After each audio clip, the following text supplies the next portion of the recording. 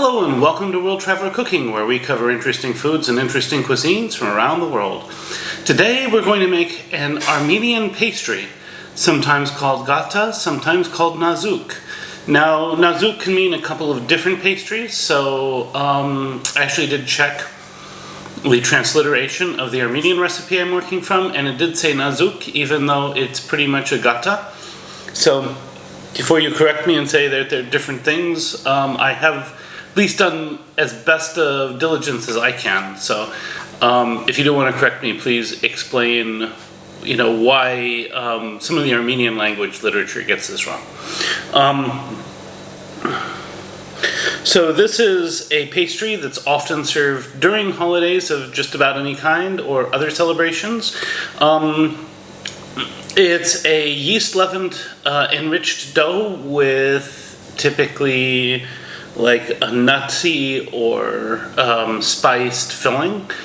Some of them can range from something like a cinnamon roll to sort of like just an almond or walnut pastry. I'm going to do a walnut one today. So our ingredients are pretty simple. I have 250 grams of flour, 120 grams of milk, 12 grams of yeast. This is fresh yeast. I'll use a pinch of salt, 50 grams of sugar, and I have 1 egg for an egg brush. I also have 50 grams of somewhat softened butter. For the filling, I'm going to do something fairly simple here. I could not find an Armenian language recipe that included the filling, so I'm extrapolating from a few things here. So I'm going to use basically equal portions of walnuts,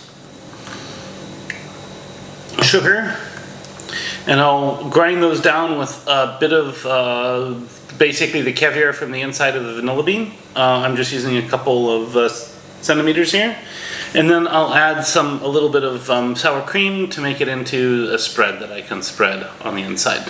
Sometimes people use butter for that as well, but I'm doing what I think would be best here.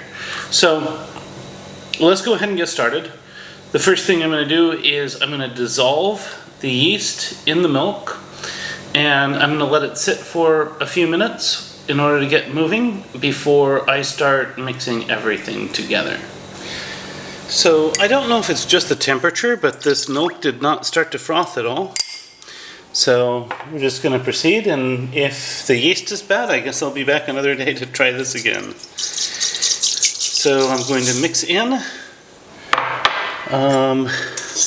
the sugar.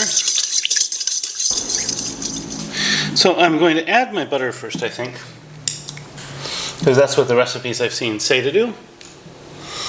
And then I'm going to start sifting in the flour, bit at a time. And basically, first batch I think is probably going to make something like a really thick batter. And as I add more, I'm assuming this butter will mix in, and I will go into kneading a dough.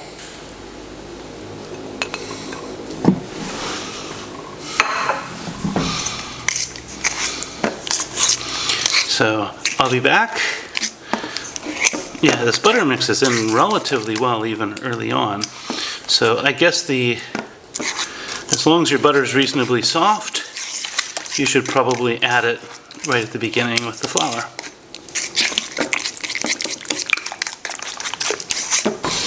So at some point your dough will start to come together. Also at some point in here you will want to add the pinch of salt along with more of the flour, and we're just going to start kneading this dough until it's absorbed all the flour and the gluten's formed nicely. Remember, this is a pastry dough, so it's a highly enriched flour. It's not going to form gluten in the same way that a bread would, but we still want something that's going to hold together. So I'll be back in a few minutes. So now I have this very elastic but soft dough, so I'm going to set it aside to rise. The recipes I've seen say 3 hours. That seems like a very long time to me. So I'm going to come back and check it every hour. I'm going to look for it to about double in size. So this has risen nicely. It has a nice risen dough texture to it. So I'm going to start with the filling. So I've torn my vanilla bean into pieces. I will fish some of those pieces out later. And I'm going to start by adding some sugar in here. And I'm just going to blitz this up. And then I'll fish out the pieces and I'll add my walnut. So I fished and scraped the larger pieces. Now I'm going to go ahead and maybe just add,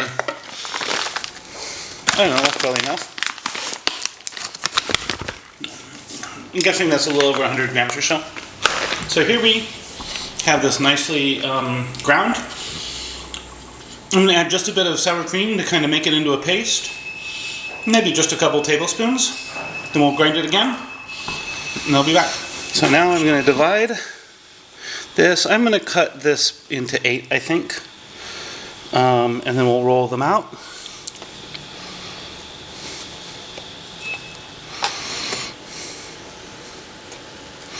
And each of these, I'm just going to form into a rough ball. And then I'll be back.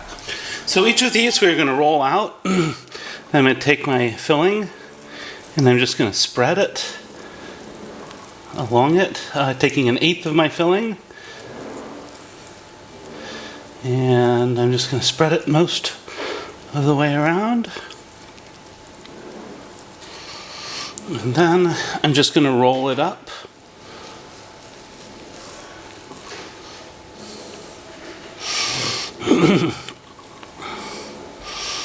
And I'm going to go ahead and keep doing this. And then to make it look more like the shapes I've seen, I'm just cutting it in half with my dough scraper.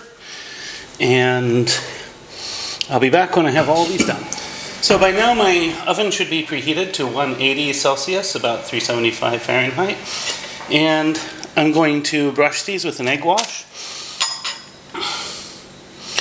And according to the Russian site which had the Armenian language recipe on it, which makes sense since Armenia was part of the USSR and such,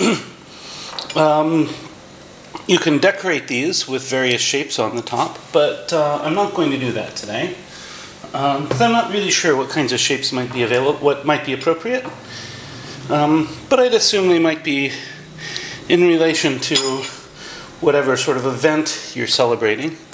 So if you're making them for Easter, maybe Easter symbols. If it's for Christmas, maybe Christmas symbols, though those might be pretty close to the same, and so forth. So I'm going to brush these. Then I'm probably going to it didn't really say to proof them, so I'm just going to set them straight into the oven, especially since this is sort of a pastry. And I'm going to give it 15 minutes and then I'll check it. So after these have come out of the oven, we're going to let them sit for a bit, and then we can do a taste test. So let them sit for 15 minutes and then taste test. And now for the taste test.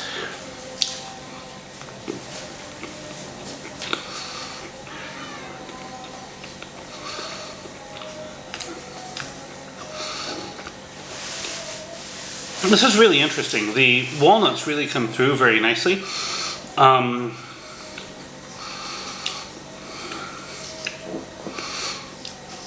Yeah, these are quite delicious. Texture is nice. I accidentally burned the bottom of this one a little bit. Some of the others are not so badly burned, but I decided to do a taste test from the more burned ones. The texture is great. The flavor is great. These are definitely something which are easy and worth making again. Worth making many times. So, if you like this kind of content, you'd like to see more of it, please like, share, and subscribe. If you have anything to say about this video, I'd love to hear from you in the comments. Recipes in the description. Bon appetit, and see you next week.